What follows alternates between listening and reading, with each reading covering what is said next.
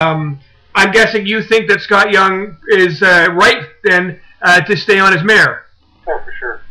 May I ask why it is you think that? Well, just look at the work that he's done. I've only met the man a few times and seen him on TV in terms of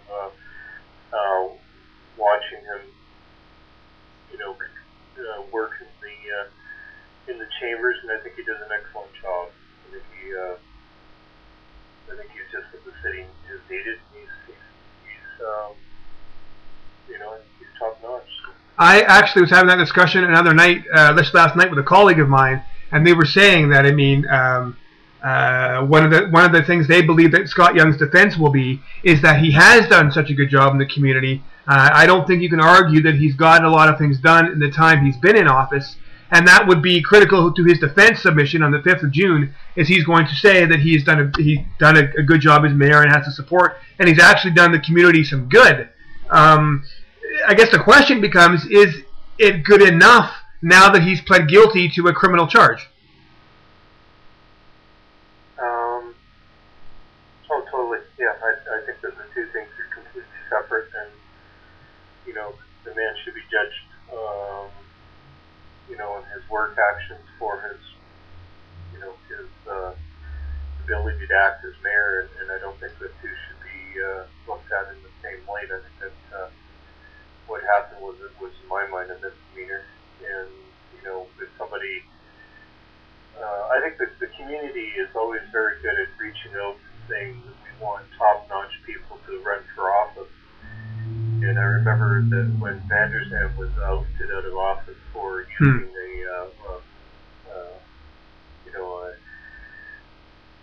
I think it was a government airplane or a government helicopter to show some people around that were interested in buying the Burchard Gardens from him. Yeah, I remember that. And right after they ousted him, people were going to Jimmy Patterson and suggesting that he should run for office. It's ludicrous that we want top-notch people in public office, but yet as soon as there's something array in their private life, we're so quick to jump in and start throwing stones. Right. Well, no, that's certainly true. I mean, I was having this conversation on my internet radio show the other night. We were talking about whether or not Mayor Scott Young is entitled to any privacy, and whether or not these issues are personal, as some believe, or they belong in the public domain. I know a lot of people feel, sir, and as I said, I think I'm one of them, that as a elected official, he is held to a higher standard than the rest of us, and as a result, he does have to kind of carry a higher moral line, I guess. And I don't think people really would want to vote people who've committed offenses into the mayor's chair. But you think maybe some exceptions should be made based on their performance? I think so, and based on what has happened, if you look at anybody's life, I mean, we've all had circumstances in our lives where we've had misjudgment. Right. We've drank too much or done something. I certainly have had some misjudgments. And I'm sure that everybody who reads and your show would feel the same way. That there's been times when, I kind of went overboard and kind of lost it or something like that, and to be treated the way he's treated because he's a public official, I think is wrong. I think that people should, give him a second chance. I really do. Well, that's admirable that you would see it that way. I have to ask, what compelled you to write that letter? Because you're going against public opinion. The Tri-City News, for example, had a poll on their website where 83% of the respondents said they believe Mayor Young should resign. So when you wrote this letter that if it was published, you would be going against public opinion. Why was it so important for you to write that letter? Because I think it's wrong, and I think somebody needs to make a stand for something that is right. I mean, the public opinion is quite often the public are like lemmings. We don't want to follow the same pack, and then somebody, and some people need to stand up and say, no, it's not right. Have you had any negative response since publishing that email? Or the letter, pardon me? Well, I just sent a quick email. I think that was this morning, so I'm surprised that you got it. It's the digital age we're in, sir. Yeah. No, I'm just wondering if perhaps, I mean, I found you just by looking up in the phone book. I'm just curious to know what your thoughts were, because I thought it was remarkable, A, that you would be willing to stand up for someone like Mr. Young, and B, that you had the courage to write that in, because I was imagining maybe you might get calls from Poco City residents who would be upset that you had made such a statement, but I guess not. Bring it on. That's fine. Not a problem. I'm willing to stand up for the man. I've met him, and I think he's a very kind gentleman. Well, I need to stand up for other people and you know, be there to defend somebody like him. I think he's done a great job as a mayor. I would have agreed with you, sir.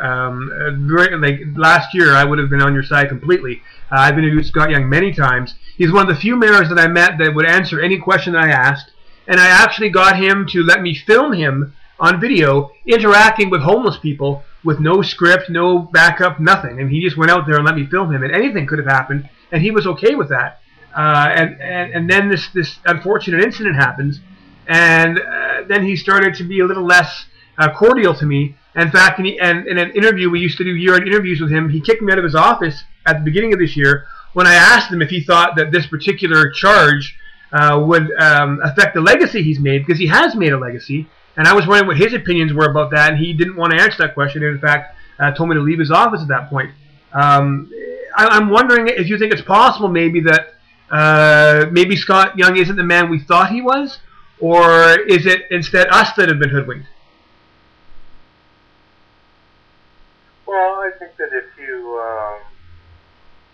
want to keep picking at a wound, eventually people are going to go, ouch, that's enough. And I think you're probably picking at his wound that was already, he was trying to heal it, he's trying to move on past it. And if we keep looking back and picking up old wounds, picking at people's wounds, eventually it's going to change their character. That's an interesting point. I suppose that is true. If you who's affecting who, right? Yeah, well, no, and I think you're right about that. Obviously, if you keep picking at a sore point, eventually you're going to have a reaction to it. You can only kick a dog in the ribs so many times before he bites you. But at the same, he might be a great dog. That's right.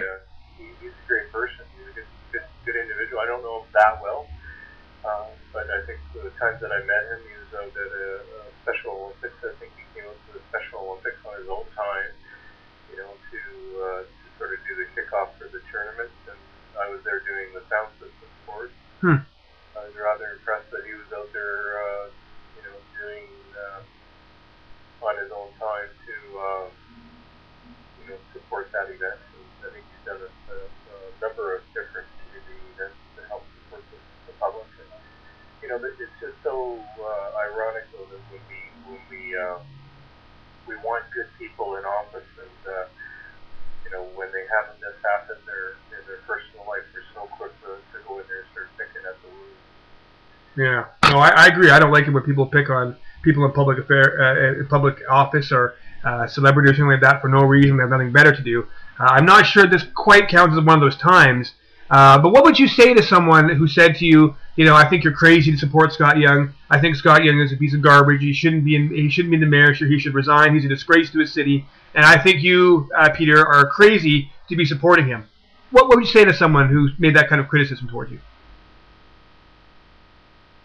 Well, again, the same thing. Like, are you without sin that you can pick up the rock and start throwing rocks at him? And what have you done as a public official to support the community? What have you done to go out there and be there for organizations like the Special Olympics to support them in their events?